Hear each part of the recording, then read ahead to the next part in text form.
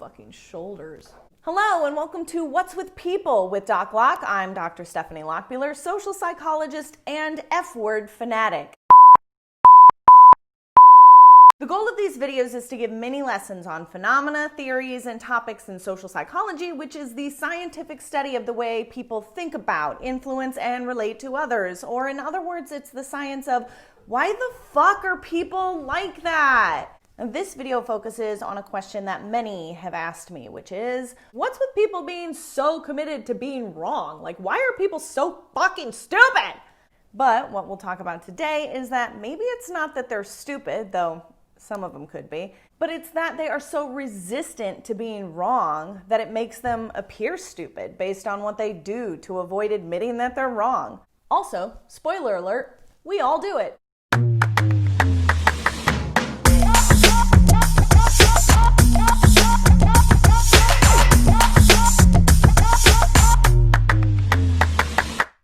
You've heard of self-esteem, right? It's that thing that people say that we need to have in order to be happy, and that American society in particular has devoted lots and lots of effort to try and boost, from self-help books and memes and motivational speakers and talking to yourself in the mirror every morning telling yourself that you're perfect, you're beautiful, you look like Linda Evangelista. Now, self-esteem is the way that we think about ourselves, or it's a positive or negative evaluation of ourselves, and all these things that I just mentioned were created to try and help us achieve high self-esteem and to try and fix low self-esteem.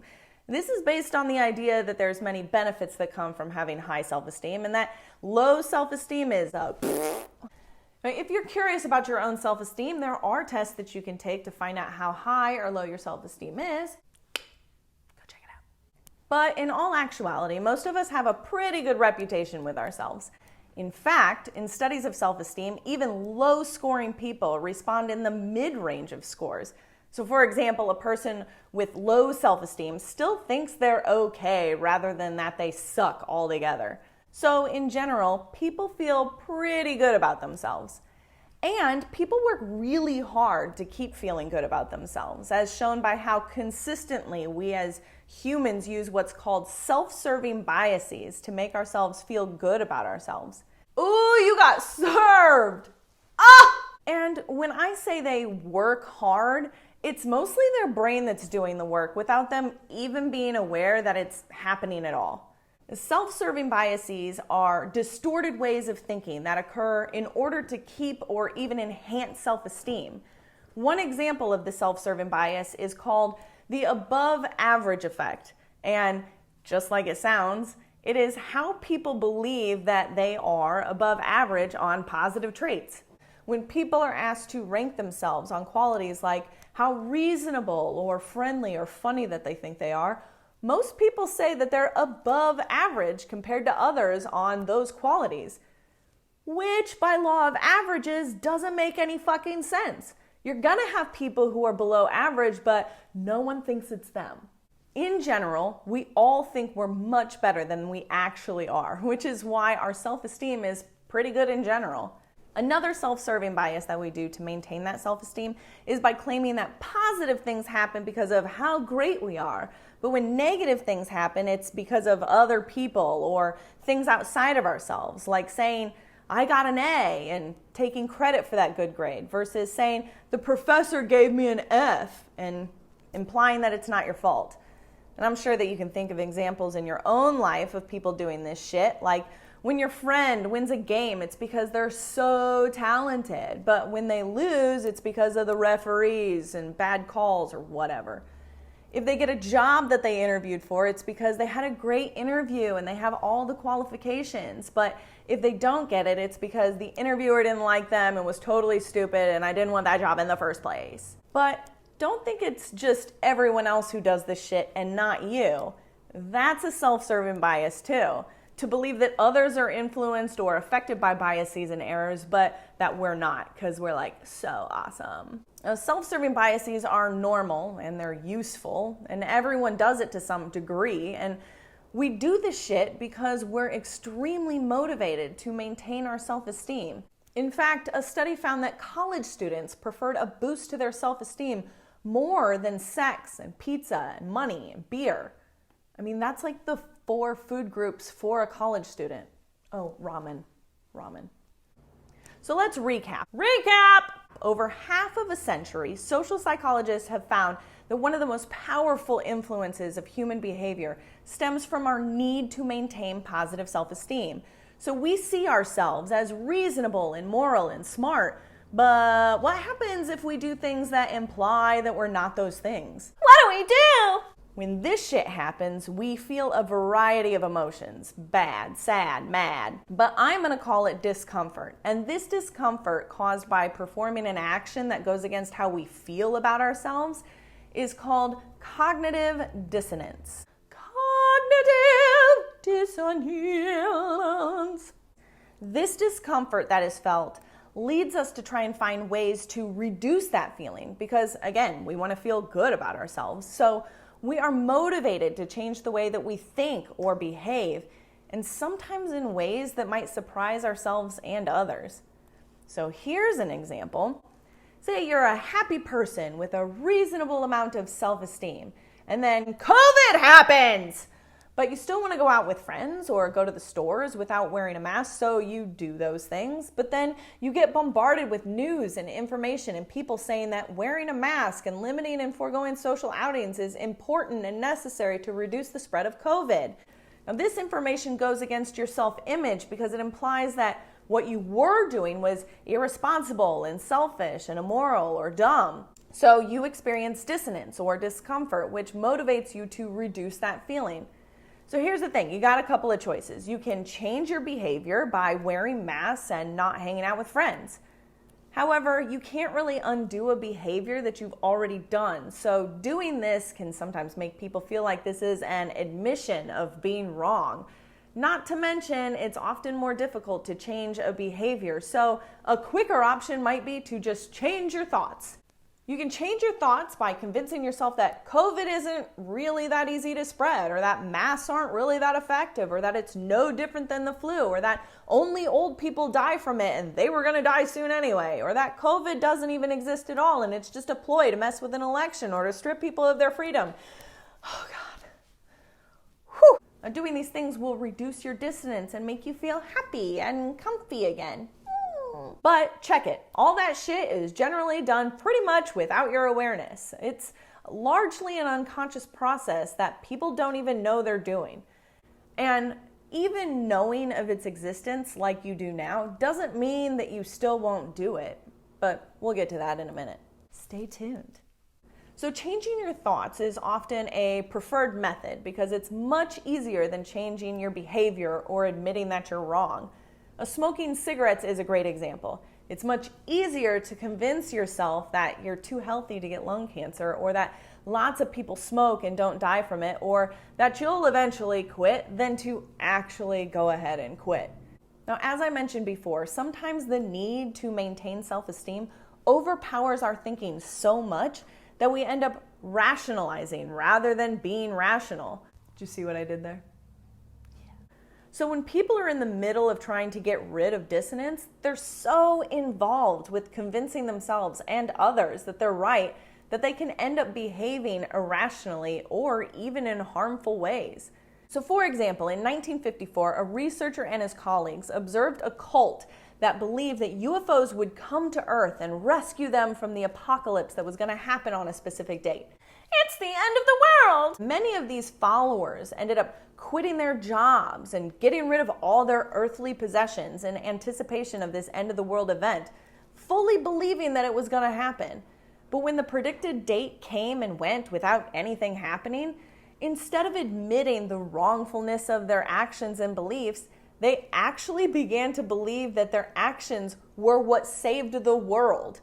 And then they became even more convinced of their beliefs. Now, this seems like an extreme example, and it sounds fucking crazy, but this shit happens in everyday scenarios too.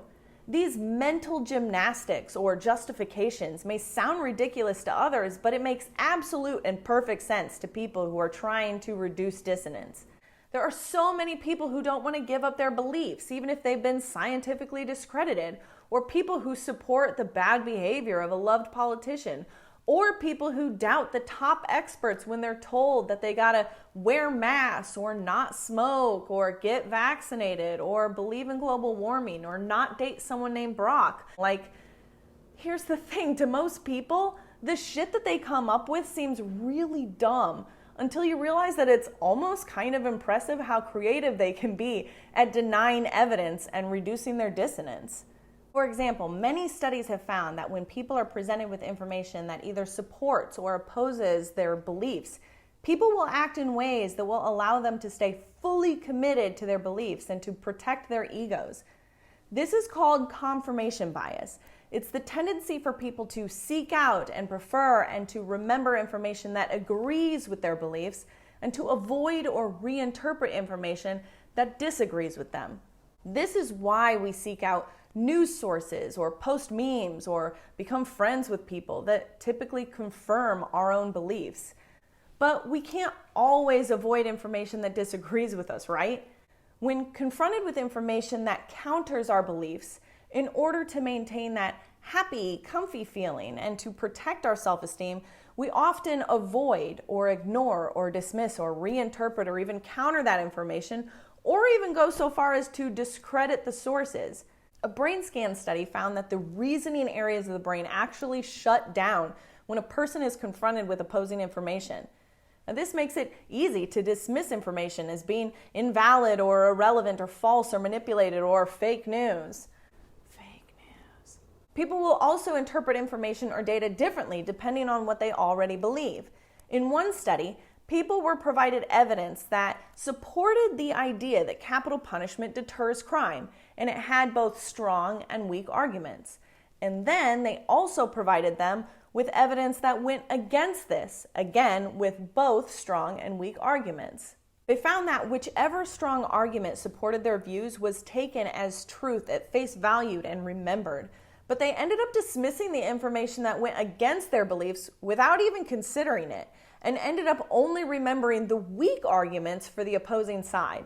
So is it surprising then that this happens in politics? In one study, college students were asked which political candidate they liked best before watching a presidential debate. And after watching the debate, they were asked to then rate the quality of each of the candidates' arguments. The students were more likely to rate their preferred candidate as having won the debate. Now, this is because they remembered the strong moments that their candidate had while only remembering the weak moments for the opposing candidate. So you may be thinking, oh yeah, like I totally got a dumbass uncle or coworker or parent or whatever who does that shit like all the time, dismissing information or ignoring actual data or even discrediting the source. Oh yeah? Well, what's your source? Just some dumb blonde who cusses all the time? That's my bro voice. It's not a very good bro voice. It's my Brock voice. But the thing is, you probably are doing it to some capacity too. And like I said before, it's mostly done under our awareness. Hell, I'm even prone to doing it, and I studied this shit. So everyone is affected by cognitive dissonance and the need to maintain self-esteem, and it's because it works. But if we spend all our time and effort defending our fragile little baby egos, we would never learn from our mistakes or bad decisions or incorrect beliefs, and those can have very terrible consequences. Like when a political figure defends their decision to start a war even after being given evidence that contradicts their reasoning, or when cult members commit suicide because of their strong commitments to false beliefs, or when prosecutors will try to block efforts to reopen cases after receiving new evidence. Now, even though it's mostly an unconscious process, we do have the ability to stop it by becoming more aware of the way that it works. So in order to not fall victim to the impact of our self-serving biases and cognitive dissonance, pay attention to the next time that you feel discomfort after acting in a way or receiving information that goes against your values or beliefs. And you can pause the self-justification shit before it even starts and make sure that you're acting and reacting to the situation and information in a non-biased way. It's all about keeping our egos in check and being able to say, I'm